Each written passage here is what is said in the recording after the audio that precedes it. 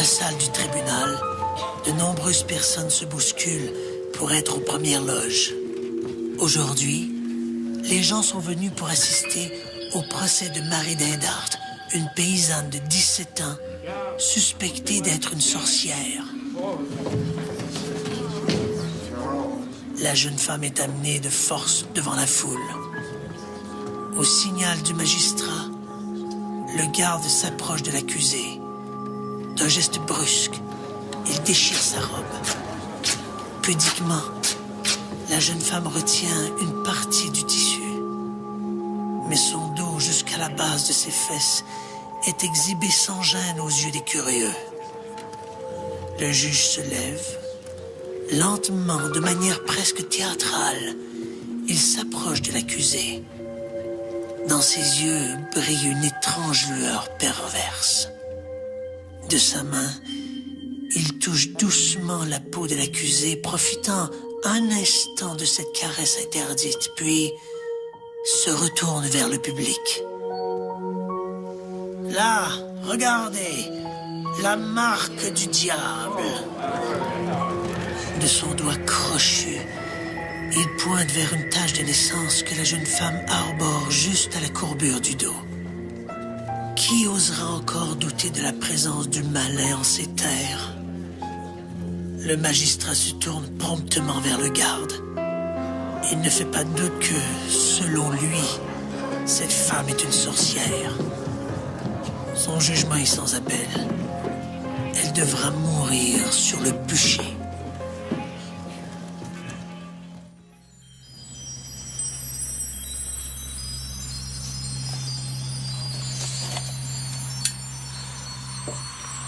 Les hommes ont toujours essayé d'agir sur leur destin. Certains n'ont pas hésité à faire appel aux forces des ténèbres, de la sorcellerie au satanisme. La magie n'est-elle qu'une utopie?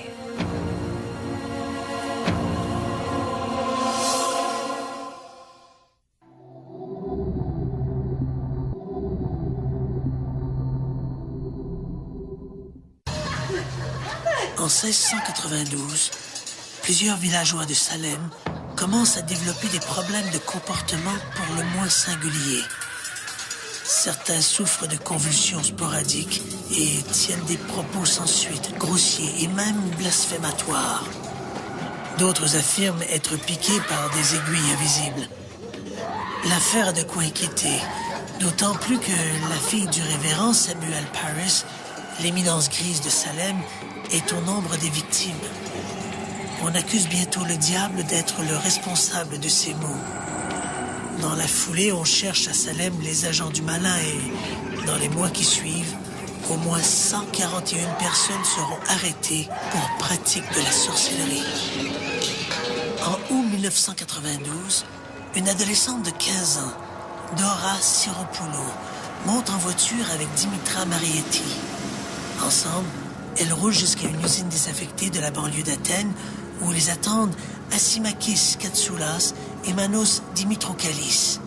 L'adolescente n'est pas sans savoir que ces trois individus appartiennent à un petit groupe satanique qui compte une vingtaine de membres. Sur place, sous prétexte d'initier Siropoulou au culte, Katsoulas et Dimitrokalis conduisent l'adolescente dans le bâtiment abandonné. À l'intérieur, la jeune femme se laisse docilement menotter, convaincue qu'il s'agit là d'une épreuve initiatique. Hélas, il n'en est rien. Prisonnière de ses entraves, l'adolescente est battue, dévêtue, violée et sodomisée par les deux hommes. Elle est ensuite étranglée avec ses propres sous-vêtements. La jeune Dora Siropoulou est la première victime du culte. Dans les mois qui suivent, les satanistes d'Athènes vont se livrer à des actes abominables. Katsoulas, Dimitrokalis et Marietti seront arrêtés en décembre 1993. À leur procès, d'anciens membres du culte raconteront dans les moindres détails ces actes inqualifiables. et seront condamnés à des peines maximales de réclusion à perpétuité. Nathan Brooks a peu d'amis. Il s'habille toujours en noir et ne cache pas ses intérêts pour l'occulte et la magie noire. Il se définit lui-même comme un adepte du satanisme, une philosophie qui, dit-il, doit lui ouvrir de nouvelles perspectives. Par définition, le satanisme est le culte de Satan et c'est un concept judéo-chrétien, d'autres religions ayant différentes incarnations du mal. Pour les gens qui pensent en termes religieux, Satan est censé être le maître des ténèbres, mais certains satanistes diront que Satan est le maître de ce monde-ci. Une partie du débat concernant le satanisme est la possibilité que certaines personnes croient qu'il y a une force du bien et une force du mal, et que cette force du mal est actuellement en contrôle de notre monde. En conséquence, l'argument veut que ceux qui vouent un culte à Satan le font parce qu'ils veulent un pouvoir, un succès ici-bas. Ils veulent le pouvoir, la drogue et l'argent dans cette vie-ci. Et c'est exactement ce que souhaite Nathan Brooks. À la tombée du jour, il lui arrive de se rendre dans une maison désaffectée à la sortie de Bel Air, en Ohio, où il a aménagé un petit hôtel pour y célébrer des messes noires. On raconte qu'il se plaît à tuer et à torturer des animaux. Le 30 septembre 1995, l'adolescent juge que le moment du grand sacrifice est venu. Vers minuit, il se glisse dans la chambre de ses parents, muni d'une hache. Il frappe sa mère à la tête et abat son paternel d'une balle au visage. Il retourne ensuite au sous-sol où il prend une scie à chaîne pour trancher la tête de son père qu'il compte utiliser dans un rituel. Le lendemain, le frère Benjamin de Brooks fait la macabre découverte. Dans la chambre de Nathan, les policiers trouvent un bol dans lequel l'assassin a déposé un masque en caoutchouc. À l'intérieur du masque, les agents découvrent la tête de John Brooks. Nathan Brooks purge actuellement 2 peines consécutives de 25 ans d'emprisonnement pour ses crimes.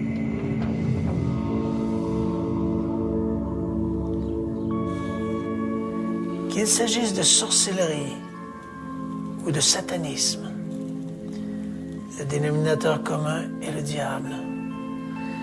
Dans les 2 cas, le maître des enfers est le levier d'une série d'actions destinées à hisser ses fanatiques au-dessus du commun des mortels. Diabolique perspective. Si le diable existe, évidemment.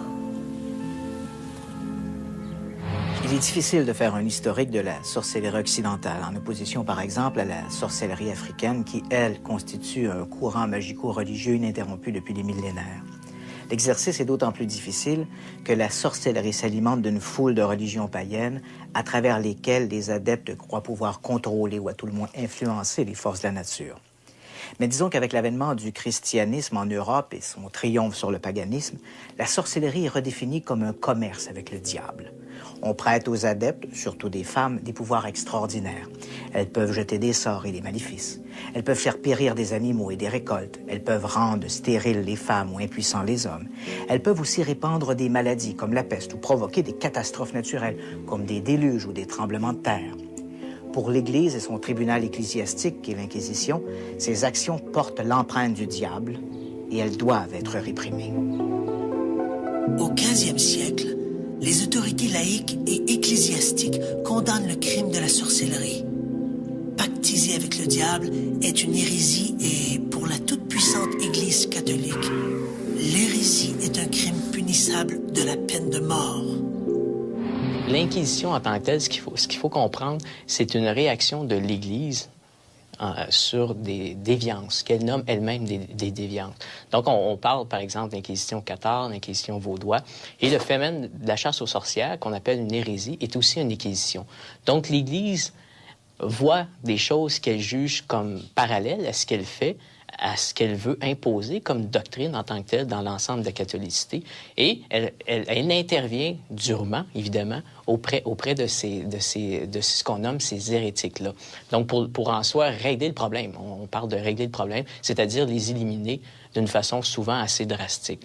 En 1486, paraît sous la plume de 2 inquisiteurs dominicains le Marteau des sorcières, un code destiné à guider les inquisiteurs dans leur lutte contre la sorcellerie. Pour les auteurs du Marteau des sorcières, les principaux instruments du diable sont les femmes, tentatrices par excellence. Ces filles d'Ève portent le stigmate du péché originel. Elles sont l'incarnation du mal et ne sont destinées qu'au mal. Pourquoi l'Église, en fait, s'acharne après les femmes? Pourquoi l'Église choisit les femmes comme sorcières? C'est aussi l'implicite du phénomène de la chasse aux sorcières. Évidemment, les réponses sont théologiques. On souligne des textes théologiques, la Genèse, si vous allez lire la Genèse, où on lit, d'une façon littérale, c'est écrit que c'est la femme qui a péché, c'est la femme qui s'est donnée au diable, finalement, dans la Genèse. Et ça, ce texte-là marque l'ensemble du phénomène de la chasse aux sorcières. C'est elle qui est la plus apte, qui est la plus prompt et qui cherche finalement cette affiliation-là avec le diable. Alors que ce code inspire d'autres ouvrages du genre, la chasse aux sorcières bat son plein. Les procès se multiplient. En France et en Allemagne, les condamnés sont brûlés, alors qu'en Angleterre, on les pend haut et court. Les inquisiteurs, au nom du pouvoir ecclésiastique, se donnent tous les droits, même celui d'avoir recours à la torture. Les accusés admettent avoir sacrifié des enfants et de s'être rendus au sabbat, ces cérémonies présidées par le diable. Pire, ces sabbats sont aussi l'occasion de dévorer des enfants et de forniquer avec des démons mâles ou femelles. Tous les démonologues parlent d'érotisme, parlent d'une relation sensuelle avec la sorcière ou d'une relation sensuelle de la sorcière avec le diable. C'est omniprésent, ça fait partie du discours démonologique, qu'il soit ecclésiastique ou laïque. Et c'est très intéressant parce qu'il faut comprendre qu'on dénude pour la première fois la femme. Donc, c'est une première rencontre avec le corps féminin. Et beaucoup de démonologues parlent de leur admiration souvent devant la beauté de ce corps-là. Parce qu'on ne condamne pas que des vieilles femmes. On condamne des jeunes filles de 15, 16, 17, 18, 19 ans. Et par exemple, le démonologue Pierre Delangle est rempli d'admiration devant la beauté du corps féminin et relate quelques poèmes est très, très érotique dans son traité de démonologie, comme les auteurs du Marteau des sorcières, qui sont deux clercs en tant que tels, parlent d'érotisme constamment. Et on reproche aux femmes d'être trop érotiques aussi, et d'aller au sabbat justement parce que leur mari n'est pas capable de les combler. Donc, seul le diable peut faire en sorte qu'elles soient comblées au niveau érotique et au niveau sexuel. Donc, c'est le sous-jacent le plus marquant du phénomène de la chasse aux sorcières. À la fin du Moyen Âge, les procès pour sorcellerie presque essentiellement ecclésiastiques passent aux mains du pouvoir séculier. Si l'Europe est toujours ébranlée par des épidémies et des famines, c'est que le diable y a toujours ses assises. Donc, c'est l'Église qui a été incapable d'enrayer la sorcellerie. Place au pouvoir laïque. Et au 16e, 17e siècle, là, on voit une pandémie, une peur du diable qui marque vraiment le début de la modernité, quand on parle du 7e siècle, qui marque le début de l'humanisme aussi, vraiment une peur du diable qui se répand comme une traînée de poudre. On ne comprend pas ce qui se passe au niveau social, on se sent menacé, il y a une peur de la fin du monde. Et cette peur de la fin du monde-là, ça prend nécessairement des responsables, des coupables. Évidemment, on trouve, selon les textes théologiques de l'époque, que ce sont les femmes, les alliés de Satan en tant que tels. Et là, on parle vraiment... On reprend le discours théologique, mais c'est la juridiction laïque qui poursuit les hérétiques, qui poursuit les sorcières. Et là, on va jusqu'au 17e, encore une fois, avant que ça commence à s'atténuer. Donc, c'est vraiment 16e, 17e siècle, la grande chasse aux sorcières. Des inquisiteurs civils parcourent villes et campagnes. En 1608, l'un des plus zélés d'entre eux, le magistrat Pierre de l'Ancre, est envoyé au labour pour y nettoyer le pays de ses adorateurs du diable. Au nom du roi de France, Henri IV, de l'Ancre fait torturer et brûler des centaines de jeunes et jolies paysannes. L'inquisiteur, la première chose qu'il fait, avec l'aide des médecins qui participent à l'Inquisition, c'est de dénuder la femme, de la raser complètement et de chercher la marque du diable. C'est le premier indice. Évidemment, vous allez comprendre que sur toute personne, vous allez toujours trouver une marque. Cette marque pouvait se cacher dans l'œil et souvent on dit qu'elle se cache dans les parties honteuses. Donc, on cherche la marque et inévitablement, on trouve la marque. Et cette marque-là vient confirmer que vous êtes une sorcière, que vous avez participé au sabbat. Donc, cette rencontre des sorcières qui se déplacent d'un lieu à l'autre, où on se voue au diable, où on fait des orgies collectives et tout ça, la marque vient prouver que vous avez participé au sabbat. Et le sabbat prouve aussi que vous êtes une sorcière. Donc, c'est un cercle qui tourne en rond, finalement. Vous êtes, évidemment, sous la torture, vous allez toujours avouer quelque chose. Et vous allez avouer aussi que vous avez participé au sabbat. Pendant que Pierre de l'Ancre s'affaire de chasser les apôtres du diable, d'autres procès se tiennent un peu partout en Europe. En Angleterre, un certain Matthew Hopkins est chargé de débarrasser le pays de ses sorciers et sorcières.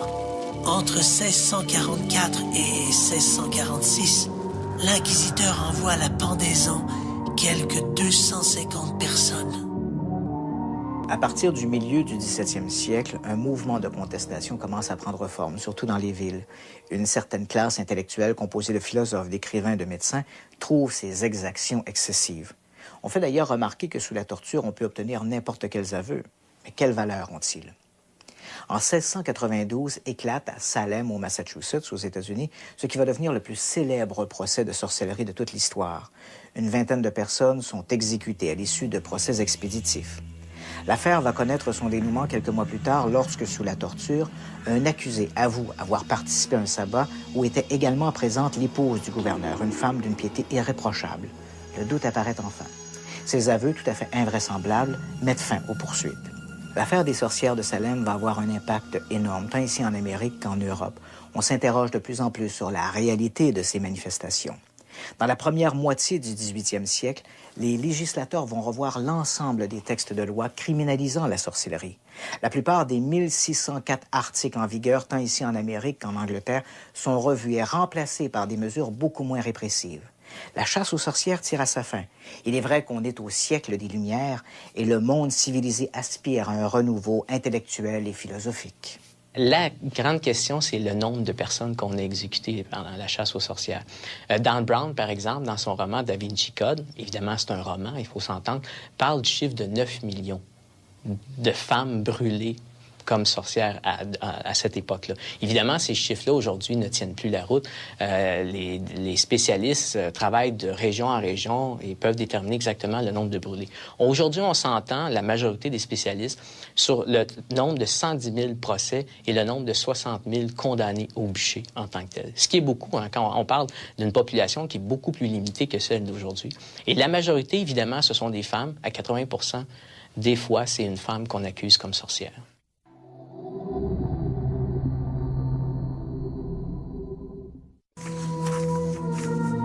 Si la fin des procès pour sorcellerie met de l'ordre dans cette incroyable folie collective, elle n'en élimine pas pour autant la présence du diable. Le maître des enfers va continuer à alimenter l'imaginaire sous d'autres formes, poussant même certains individus à commettre des actes abominables.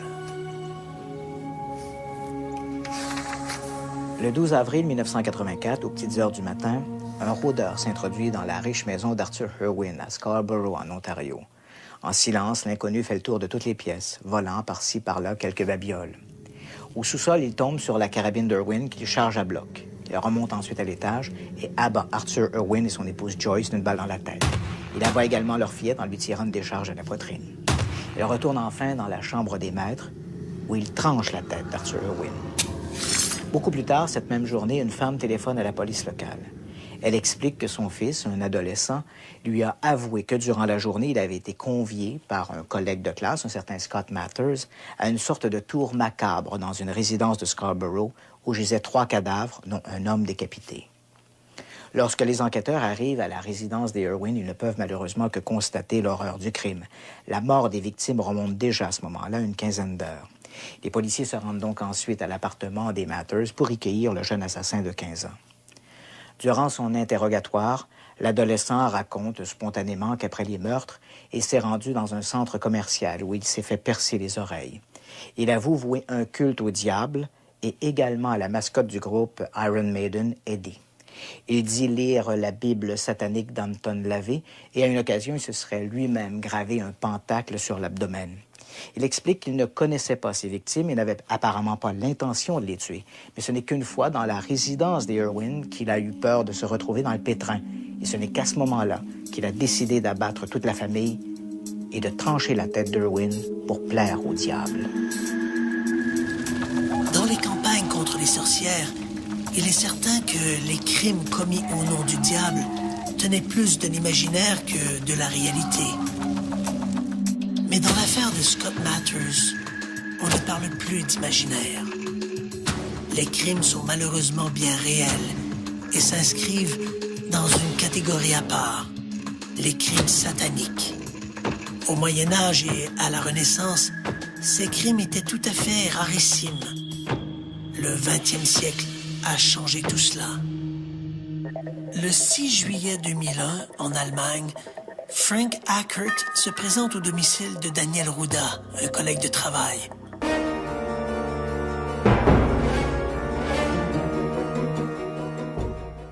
Ruda l'a invité à une soirée pour célébrer son récent mariage avec Manuela, une jeune Anglaise. Les Ruda sont tout sauf un couple conventionnel. Tous deux se décrivent comme des vampires et des satanistes. Ackert a à peine le temps de franchir le seuil que Daniel Ruda le frappe à la tête avec un marteau. Il prend ensuite un couteau et poignarde le commis à demi inconscient. Il le frappe méticuleusement, comptant chaque coup, 66 coups. Manuela prend ensuite un scalpel et grave un pentacle sur l'abdomen du défunt. Les assassins boivent aussi le sang de la victime et font l'amour à moins d'1 mètre du cadavre. Quelques jours plus tard, les autorités ouest-allemandes investissent l'appartement des Ruda. Le couple maudit a quitté les lieux depuis peu. Les policiers trouvent des crânes humains et des scalpels. Dans une chambre du fond, les agents tombent sur le cadavre en partie décomposé de Frank Ackert, un scalpel toujours planté dans l'abdomen. Les Ruda seront arrêtés quelques jours plus tard. À leur procès, les Ruda ne manifestent aucun remords. Le 31 janvier 2002, Daniel et Manuela Ruda sont condamnés respectivement à 15 et 13 ans d'emprisonnement sans possibilité de libération conditionnelle. À partir des années 1970, les crimes sataniques ont apparemment connu une croissance exceptionnelle. À n'en croire la littérature, ces assassinats nouveau genre se sont retrouvés en tête de liste des préoccupations policières, devançant même la menace terroriste. Michelle Remembers est le titre d'un livre publié en 1980 qui relate les souvenirs étonnants d'une femme qui prétend avoir fréquenté et avoir été abusée par des adorateurs de Satan. Ce livre a été publié suite à la visite d'une femme chez un éminent psychiatre de la côte ouest, nommé Lawrence Panzer. Pour l'aider à identifier son problème, le docteur Panzer a pratiqué l'hypnose pour la faire régresser, pour voir si elle n'aurait pas quelques souvenirs enfouis. Elle s'est alors rappelée des séances de torture sans fin aux mains de satanistes et d'adorateurs du diable. Elle avait gardé en mémoire des images de cercles de feu tracés dans le sable et illuminés, des souvenirs de séances de grande souffrance, des images de crucifix inversés, la tête en bas, et ainsi de suite. À sa manière, cette histoire est à la base de la plupart des cas de panique satanique des temps modernes. Subséquemment, le psychiatre a épousé sa cliente et plusieurs ont éprouvé des doutes. Des chercheurs indépendants ont enquêté sur divers aspects de l'histoire racontée par Michel et qui apparaissent dans son livre.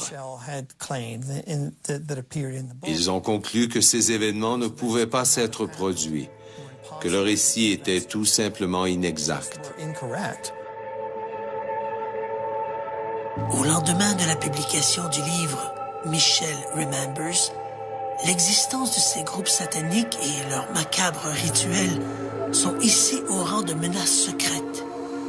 Les rumeurs sont colportées comme des vérités. Selon certains groupes religieux fondamentalistes, les adorateurs du diable sont partout, infiltrant les écoles, les centres d'enfance, les grandes multinationales et même les agences gouvernementales. Au cours des années 1980 et 90, il y a eu de très nombreuses allégations, surtout dans notre monde occidental, Australie, Nouvelle-Zélande, Canada, États-Unis, Grande-Bretagne, Irlande, à l'effet que des meurtres rituels étaient perpétrés au nom de Satan.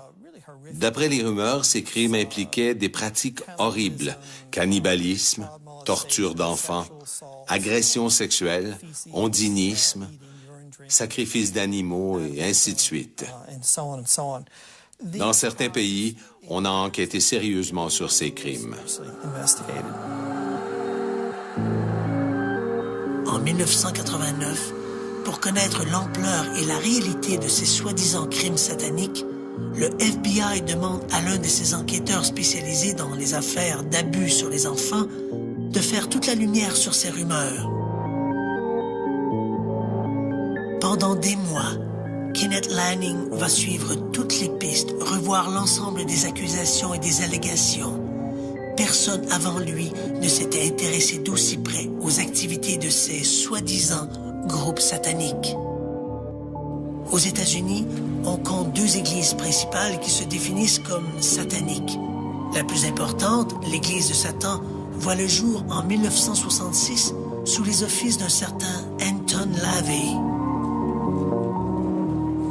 Donc, personnage un peu énigmatique, mais qui retient l'attention. Donc, personnage coloré, qui va mettre en place cette église-là dans les années 1960, où ce qu'il propose, c'est l'épanouissement personnel en travaillant sur ses pulsions.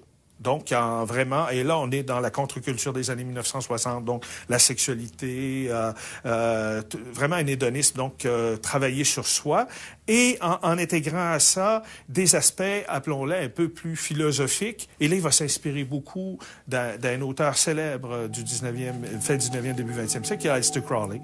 Ce qu'on appelle un mage, donc quelqu'un qui a participé à différents groupes ésotériques ou magiques, ou à l'intérieur de ces groupes-là, donc on accomplissait des rituels dans une perspective justement d'accomplissement personnel.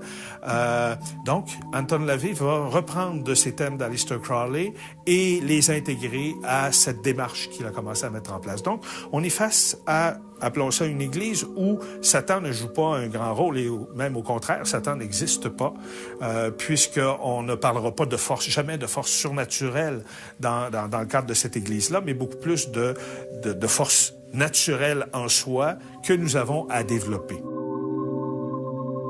En 1969, toujours poussé par son goût du scabreux, Anton LaVey publie La Bible satanique, un guide philosophique pour tout bon sataniste digne de ce nom.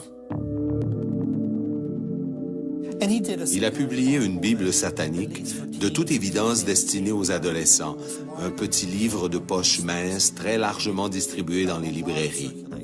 Le livre a beaucoup circulé auprès des adolescents qui se sentaient rejetés par la société et qui ne se sentaient pas vraiment l'envie de s'y intégrer. Cette Bible mettait l'accent sur ce que l'on pourrait qualifier d'individualisme extrême, une sorte d'égocentrisme. Les références au culte de Satan étaient minimales, mais plusieurs rapports indiquent que certains individus se seraient inspirés de cette Bible satanique pour échafauder leurs propres rituels. Et Anton LaVey pratiquait ces rituels devant une femme nue sur un autel. L'autre église satanique, le Temple de Seth, est une initiative d'un membre dissident de l'Église de Satan, Michael Aquino. Fondé en 1975, le Temple de Seth s'articule autour des mêmes valeurs et philosophies que celles de l'Église de Satan, à la différence que le diable est considéré comme une entité bien réelle. Lorsque le FBI commence son enquête sur les activités des groupes sataniques, l'Église de Satan et le Temple de Seth sont les premiers à se retrouver dans le collimateur de la police fédérale. Mais ni l'une ni l'autre de ces organisations ne semble impliquée dans des activités criminelles et encore moins dans ces meurtres rituels dont parlent les témoins.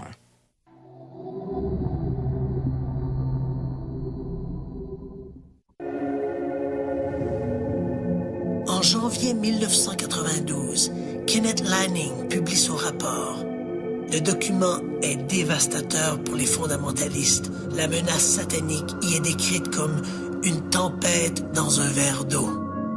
Lanning explique n'avoir trouvé aucune preuve sur l'existence des groupes sataniques organisés d'importance ou sur ces soi-disant meurtres d'enfants.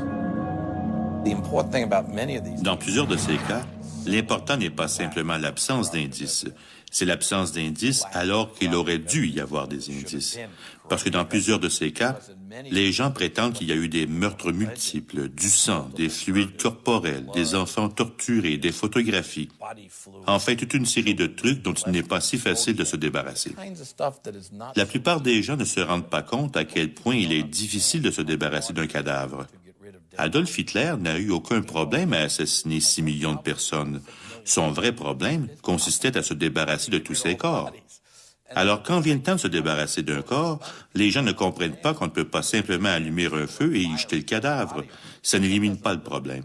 Vous aurez un cadavre calciné, mais il sera toujours là. Dans la plupart de ces cas où les gens parlent de meurtre, une bonne équipe d'analyse en scène de crime peut retourner sur les lieux et trouver des indices de ces meurtres. Dans tous les cas où j'ai été impliqué, lorsque la police a fait son travail, elle n'a trouvé aucun indice pouvant mener à une preuve concluante. Dans son rapport, l'agent Lanning explique que les groupes sataniques ne sont, pour la plupart, que des groupuscules composés de quelques adeptes. Des groupes indépendants les uns des autres, sans aucune ramification et tout à fait désorganisés. Lorsqu'on fait l'inventaire de tous ces cultes-là, à la fin, il nous reste plus grand-chose. Et la seule chose qui nous reste de cultes sataniques, ce sont des cultes qui sont pratiqués par des jeunes délinquants qui consomment des drogues hallucinogènes, particulièrement le LSD, et qui vont mettre en place des rituels sataniques lors de tripes hallucinogènes. Donc, on ne pourrait pas parler d'un satanisme où il y a une certaine continuité, mais d'événements épisodiques de satanisme dans le cadre de petits rituels sous l'effet de drogues hallucinogènes par des jeunes délinquants. Ce qui faisait dire à mon collègue Bassimo Trovigny, qui est dans la chute de sa communication sur ce dossier-là, disait, hein, « Nous étions à la recherche des princes des ténèbres. Nous n'avons trouvé que de pauvres diables, » disait-il. Si certains crimes, explique Lanning, semblent en effet porter la marque du diable, ceux-ci sont généralement le fruit d'individus solitaires, désaxés et souvent plus motivés par la haine et la vengeance que par un réel désir de plaire au maître des enfers. Si le rapport de Kenneth Lanning replace le phénomène des sectes sataniques dans une perspective plus réaliste, l'impact de ces groupuscules sur leurs adeptes n'en reste pas moins dévastateur. Le docteur Stephen Kent de l'Université de l'Alberta connaît bien le dossier. Au cours des dernières années, il a collaboré avec les autorités dans plusieurs affaires de culte satanique. Dans les cas où j'ai directement participé à l'enquête avec la police, nous n'avons jamais eu suffisamment d'indices pour porter des accusations. Dans certains cas, toutefois, il y avait un certain niveau d'indices, à tout le moins suffisant pour confirmer certains témoignages. Le plus bas niveau est le témoignage personnel, la personne qui dit « Voici ce qui m'est arrivé ». Mais parce que les témoignages ne sont pas fiables, il y a beaucoup de recherches qui sont basées sur la mémoire des témoins. Nous savons que la mémoire est un outil parfois déficient. Beaucoup de difficultés sont rattachées au processus de perception, de stockage, puis de réactivation et d'interprétation des souvenirs. Le souvenir qu'une personne peut avoir d'un événement peut constituer un indice, mais c'est un indice très peu fiable. Dans plusieurs cas, le témoignage était corroboré par un membre de la famille. Mais là encore, on peut avoir affaire à une sorte de contamination. Dans un cas particulier, j'ai eu affaire à un témoignage corroboré par quelqu'un qui n'était pas de la famille. Une femme qui m'a dit avoir été impliquée dans le même genre de rituel. Dans ce cas précis, nous avons malheureusement eu affaire à une mauvaise enquête de police. Mais la femme m'a donné accès à son dossier médical, de sorte que j'ai pu voir des photographies médicales de brûlures qu'on lui avait faites sur le col de l'utérus, qu'elle prétendait avoir été faites par un leader satanique. J'ai ces photos. Nous ne savons pas comment ces brûlures se sont produites, mais c'est peut-être un début de preuve. Dans un autre cas, plusieurs membres d'une même famille, d'âges différents, sont venus me voir pour m'apporter leur témoignage. Il ne s'agit pas d'un manque d'indices, mais les preuves suffisantes pour porter des accusations manquent. Chaque année, lors des solstices d'hiver et d'été, des centaines de personnes se réunissent autour de Stonehenge, en Angleterre.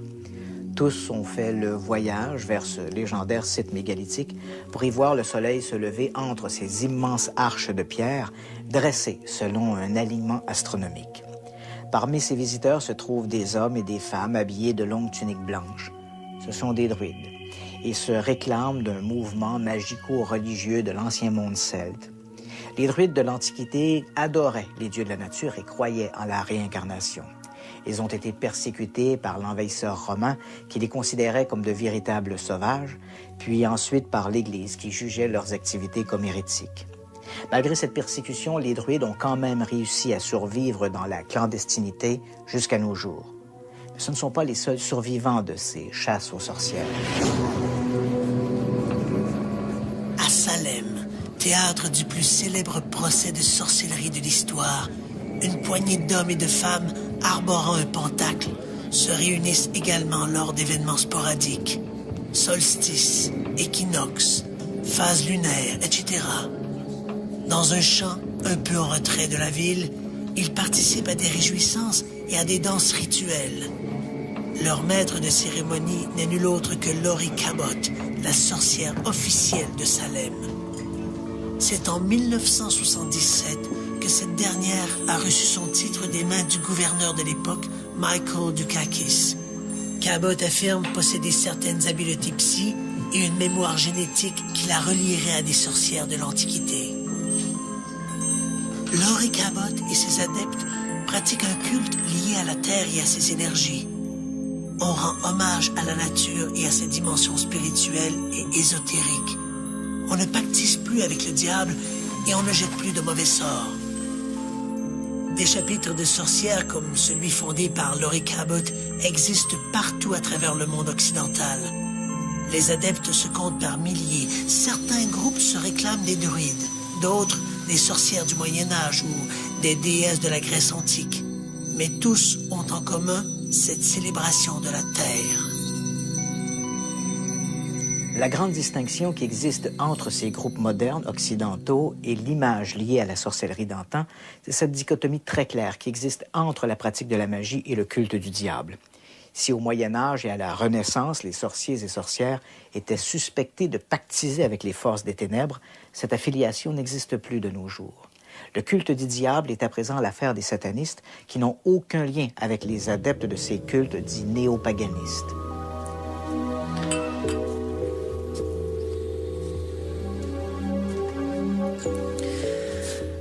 La sortie de films comme Harry Potter ou Le Seigneur des Anneaux ont ravivé un certain intérêt pour la sorcellerie et la magie.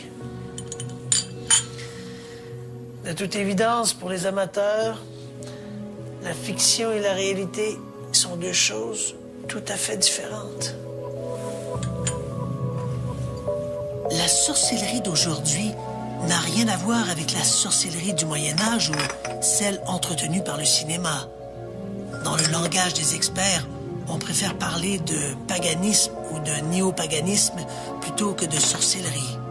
Incidemment, ces sorcières et sorciers contemporains ne parlent plus de sorcellerie, un terme beaucoup trop stigmatisé par l'histoire, mais de Wicca, un vieux terme anglais. Les adeptes eux-mêmes préfèrent se redéfinir comme des Wiccans plutôt que comme des sorciers et sorcières. Le Wicca, d'après ce que nous comprenons, s'inspire des religions pré-chrétiennes des îles britanniques. C'est un culte polythéiste avec de nombreux dieux et déesses plutôt qu'un seul dieu avec un D majuscule et qui porte le numéro 1. Et on comprend qu'il y a une révérence pour la nature, pas nécessairement une adoration. Dans certains cas, oui, parfois non.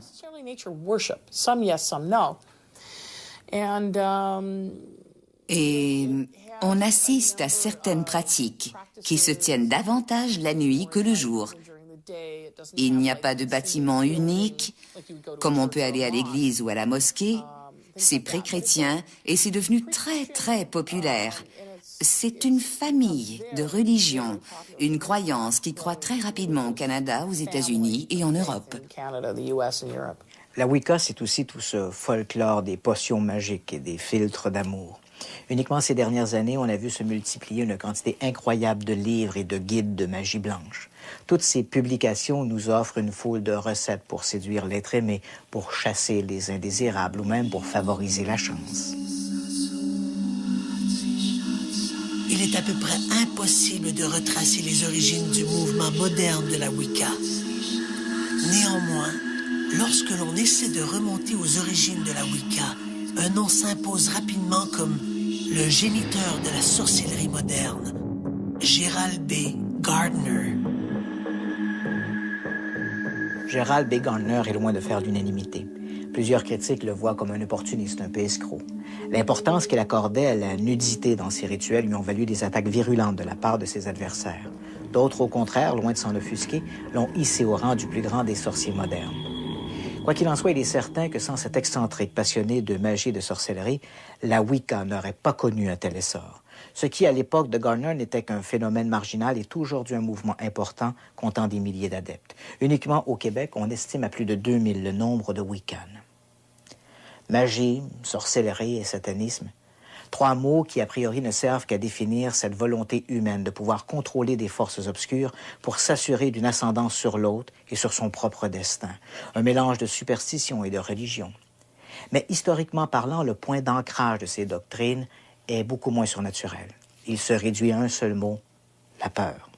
La peur que les femmes et les marginaux ont toujours suscité auprès des pouvoirs établis, qu'ils soient ecclésiastiques ou séculiers. La peur de l'autre, la peur de l'inconnu.